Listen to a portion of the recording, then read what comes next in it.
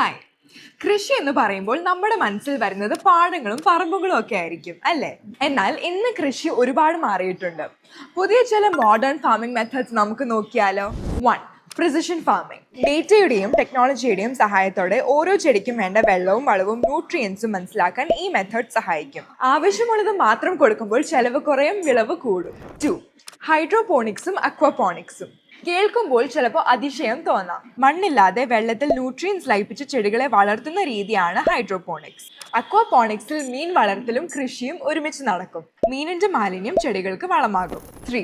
Poly ഹൗസും vertical ഫാമിങ്ങും. മാറി വരുന്ന കാലാവസ്ഥ അനുസരിച്ച് ചൂടും തണുപ്പും ഒക്കെ നിയന്ത്രിച്ച് പോളി ഹൗസിനുള്ളിൽ നമുക്ക് ഇഷ്ടമുള്ള വിളവ് നന്നായി കൃഷി ചെയ്യാം.